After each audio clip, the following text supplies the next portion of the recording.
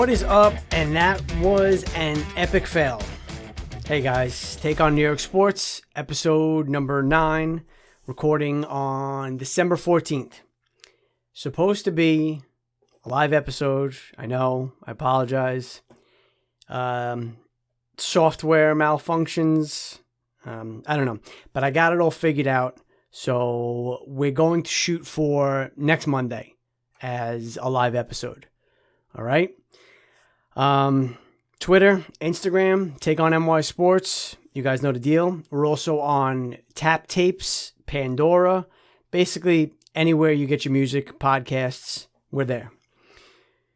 We're going to start today's episode with the disaster of a football weekend here in New York.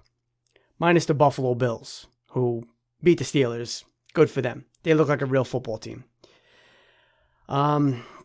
The Giants, 26-7 loss, and it didn't even feel that close, except for all the defensive stops.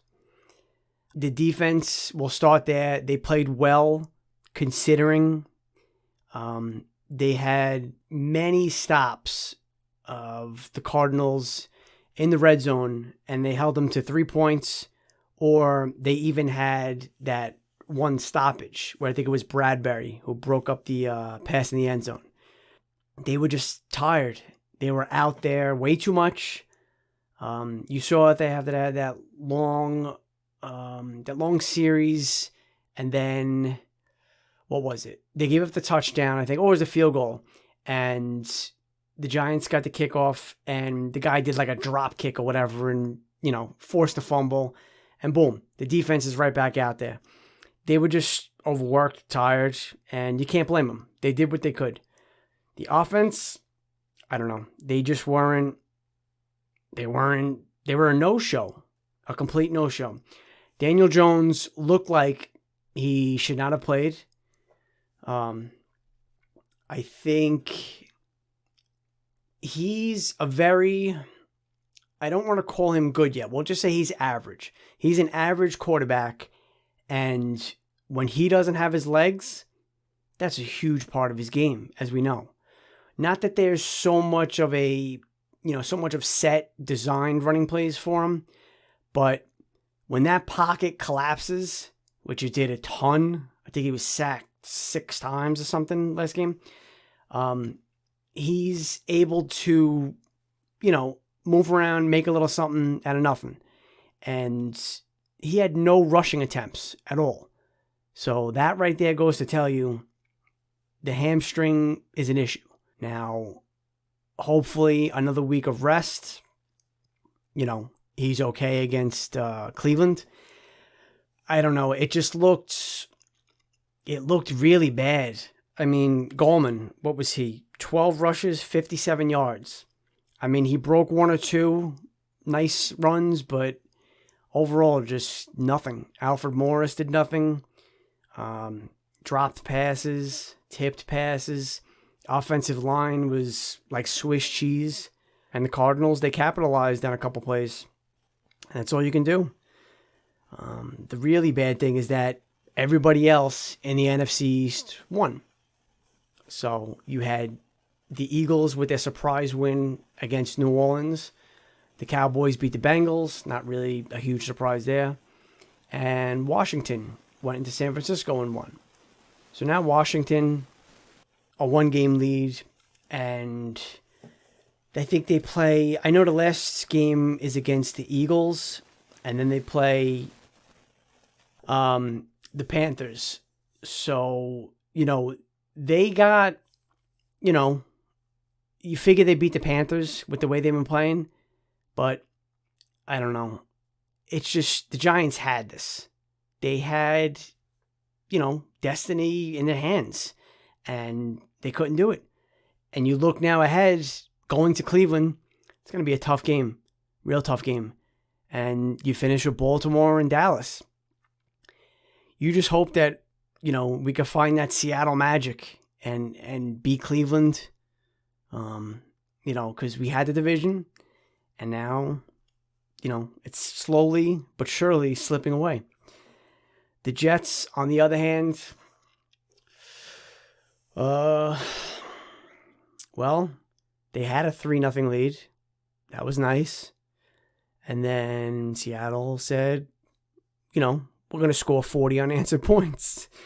It's the same thing every week with the Jets. Sam Darnold. Now, you can't kill him completely.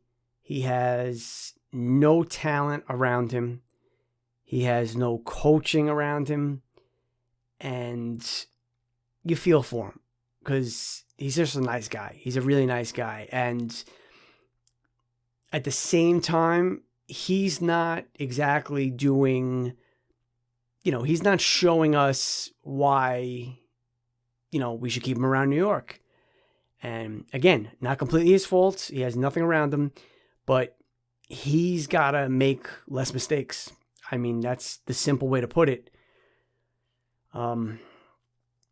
It was just, I took Seattle laying 14 points. I figured it would be a pretty bad score, lopsided score.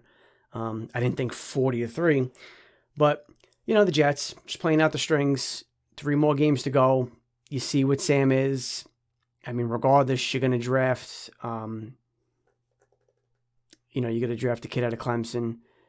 And, I don't know. You hope for Sam's sake he gets another shot somewhere. Mark Sanchez had all his glory with the Jets, the 2 back-to-back AFC Championship games, and then a little bit of a journeyman, and then kind of faded away. And, you hope for Sam's sake that he doesn't go down that same path. NHL, nothing really new going on there. January 13th, still the target date. I think they're saying the 27th. They want to open training camps for the teams that did not make the playoffs and did not make the qualifying round. And then I think January 1st, January 3rd, something like that, is when the training camp will open up for everybody else. So you hope that stays the course and we get some hockey in a month. NBA, that has officially started preseason. Knicks with 2 games, both in Detroit. One good, one not so good. Obi Toppin looked like a player in the first game. He really did. And then the second game, regressed. But you don't put too much stock in it, and you just want these kids to learn this year. Like we said from the beginning. The main thing I should say, that excites me about the Knicks is we finally have, you know what I'm going to say, a real coach. Tom Thibodeau is a real professional NBA coach. No offense to Derek Fisher, Jeff Hornacek. Okay. But Tom Thibodeau is a real head coach. He's going to teach these kids. He's also going to hold them accountable, though. And that's something we need. We need that structure, and we need a leader. And I'm very happy that Thibodeau is coaching. The Nets, they played 1 game on Sunday. They beat Washington. Durant, good for him. His first game back since the injury. Kyrie, $25,000 fine. He doesn't want to talk to the media. He's really annoying. He's a good player, real good player, but there's just always something with him. Some sort of drama. And, I hope he doesn't I hope that doesn't rub off on the talented young players that the Nets have. Because they got a really good core of players, young core of players. And if Kyrie's the poison, the Nets go nowhere and do nothing. I don't care if you got Durant or not. So, we'll see how that plays out. Baseball, a couple Mets notes. They get their GM, and they also get their catcher. The GM, Jared Porter, he's a Theo Epstein heir, I should say. And, Red Sox, Cubs, started as an intern. Bright guy, from what everybody says. He's coming over from the Diamondbacks. He was the GM there. And, Sandy Alderson thinks he's got the right guy. He's got money to spend. So we'll see how that hiring goes. But they get their catcher. And it's not JT Realmuto. And I think they made a smart signing here. You get McCann, 4 years, $40 million. Yes, he's not the player that Realmuto is, but you got him a lot less years. Well, maybe not a lot less years. Maybe I think Realmuto gets 6-year deal, something like that. But a lot less money. And now they can continue their, pursuit of George Springer, maybe Trevor Bauer. But, they have a few holes to plug. And I think they made a real good signing with McCann. So that's where the Mets are.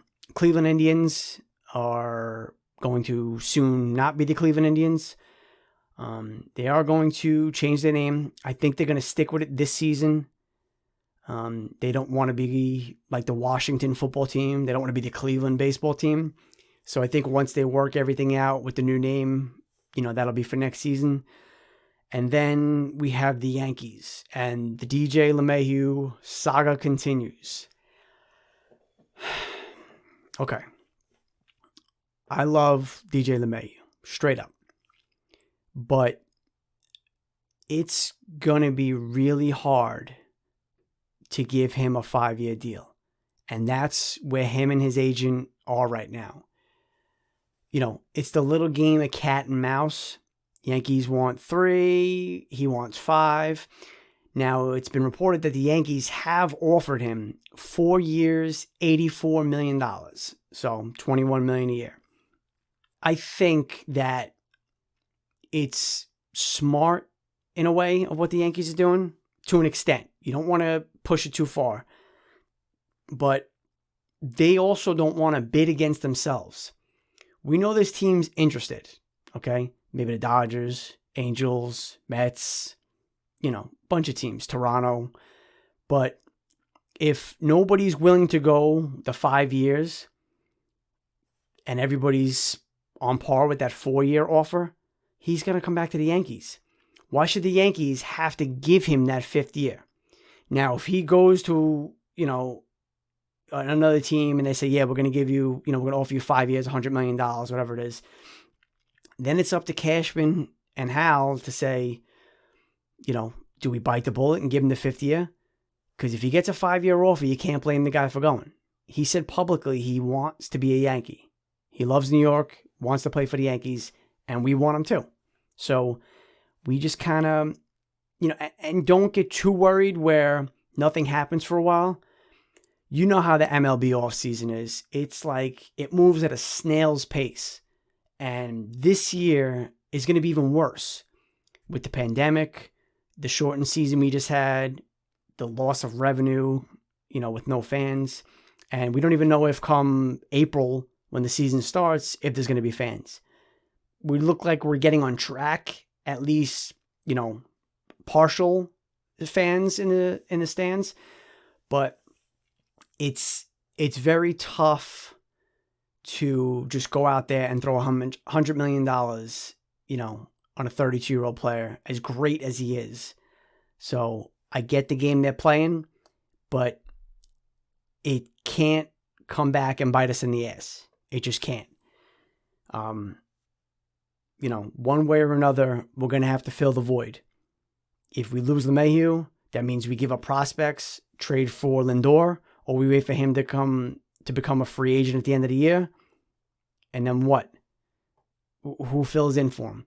We're not going to put Tyro Estrada, Tyler Wade at second base. We can't lose that production and not replace it. And, down the road, Aaron Judge, going to be a free agent. I know he's going to be 30, but you're going to let him walk. You're going to have to give him a big contract. Gary Sanchez, does he have a bounce back year? Does he have, does he figure it out defensively? If that's the case, you're going to want to pay him too. Gleyber Torres, I know he's a couple years away still, but Gio Urshela, everything we do now is it's got a chain reaction. So we have to, at the same time of a win now, we have to look forward, because in a couple years, we got big name players as well that are going to need to get paid. And you can't pay everybody. You can't. That's why we have this win now mentality, which we usually always do. But with Cole, with Stanton, that's $65 million right there. It just, the Stanton contract's the big one, but that hurts. Cole's worth every penny. I mean, at least so far. So again, those are the numbers you have to work with. You have to do the best you can. All right, guys, I'm going to record episode 10 at the end of the week, football picks, all that sort of stuff. And then Monday, we're going to shoot for the live episode. So everybody get ready, download the Podbean app, follow the show, and you'll get the invite to join. You could live chat, call into the show. Just side note, I think you have to have headphones, or earbuds or whatever for your phone. But yeah, follow me on Twitter, Take on NY Sports, Instagram, Take on NY Sports, email, takeonnysports@gmail.com, and the website, takeonnysports.com. Until Friday, guys, be well.